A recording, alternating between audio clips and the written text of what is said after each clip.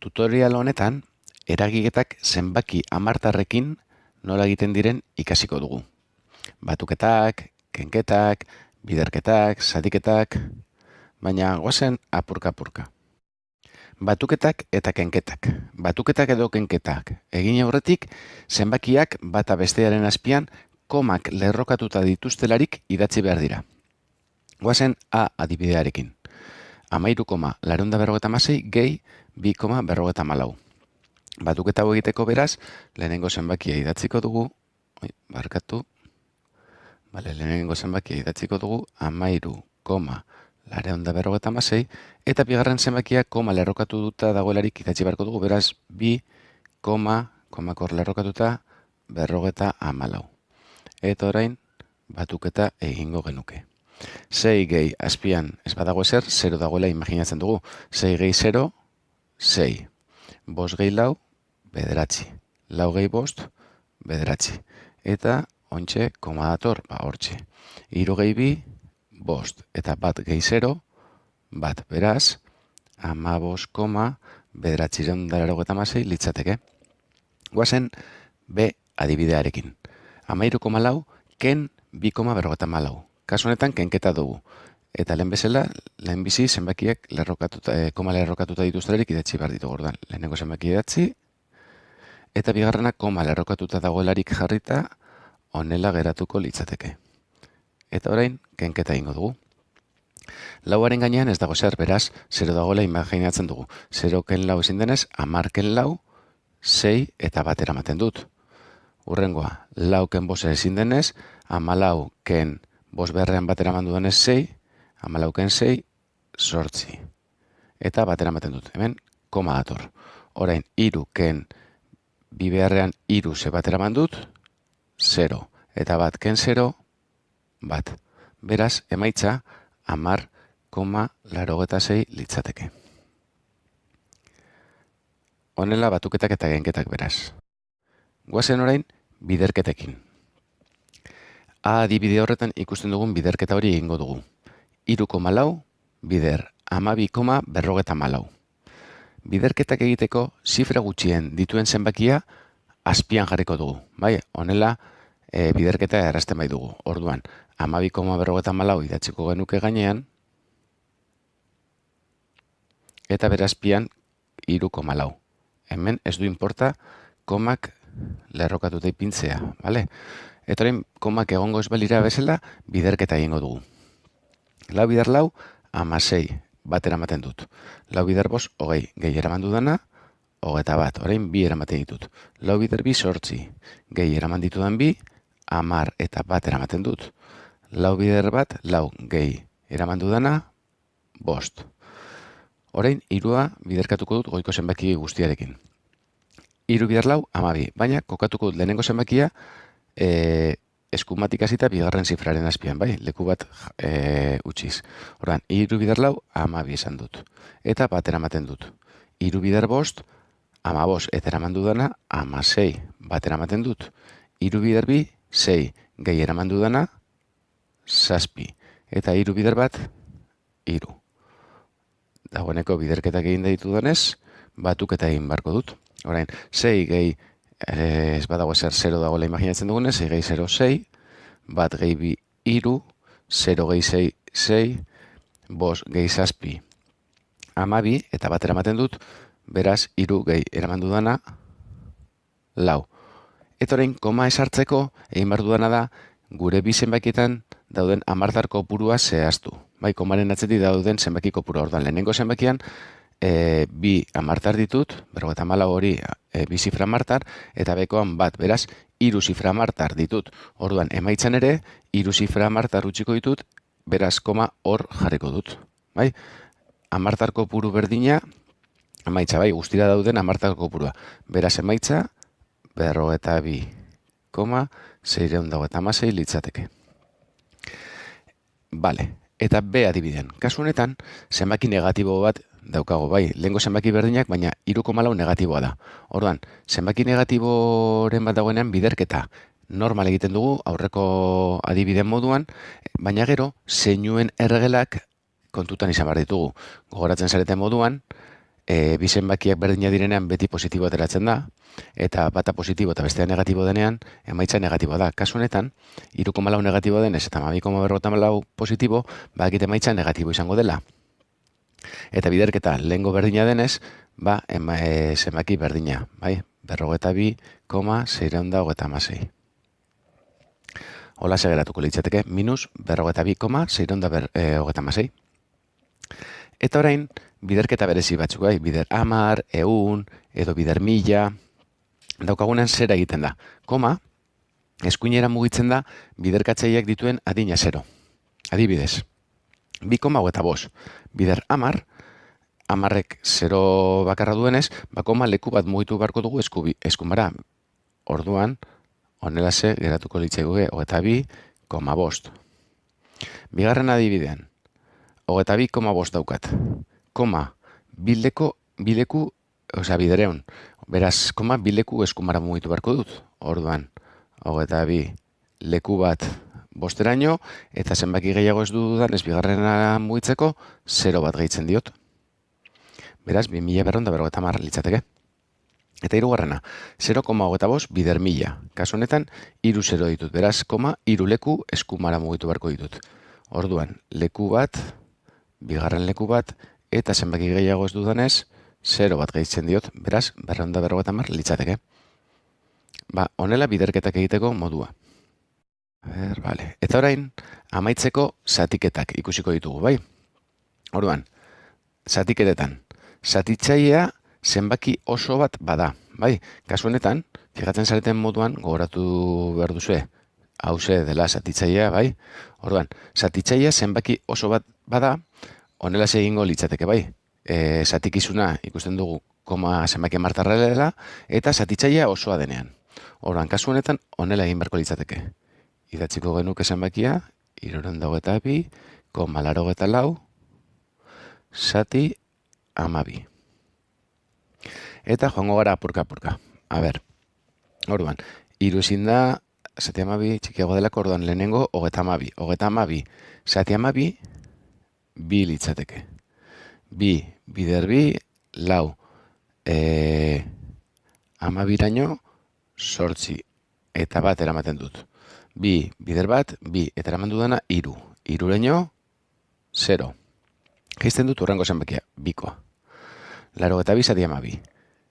6 litzateke. 6 bider 2, 12. 12raino, 0. Eta 12raino egin dudanez, bat eramaten dut. 6 bider bat, 6. Gehi eraman dudana, 7.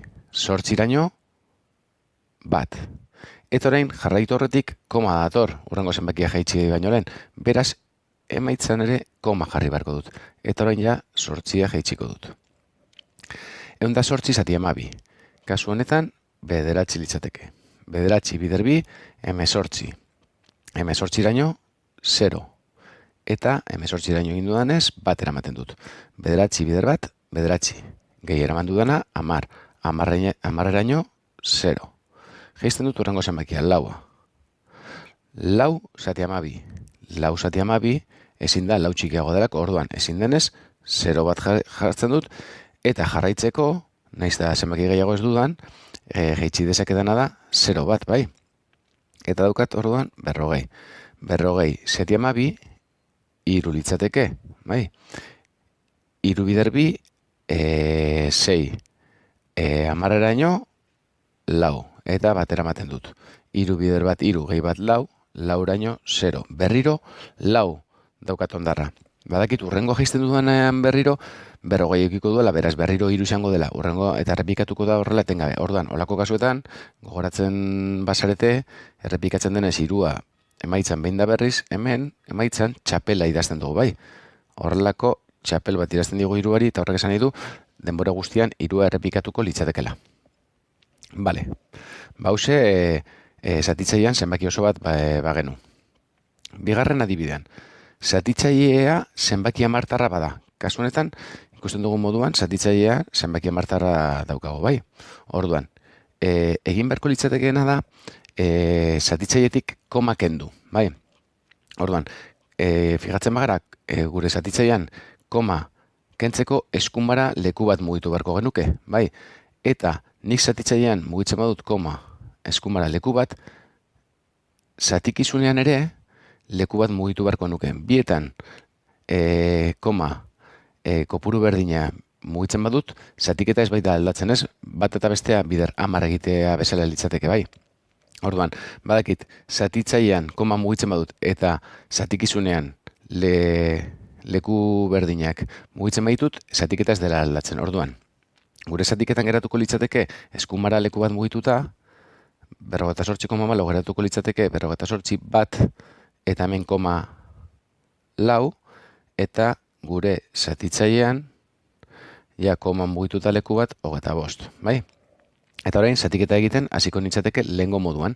Orduan, 44 izin da, eraz 48 izateko eta bost, bat bider bost, sortziraino, iru. Bat bider bi, lauraino, bi. Eta bata jaizten dut. 211, zati hogeita bost, bederatzi bider bost, 45.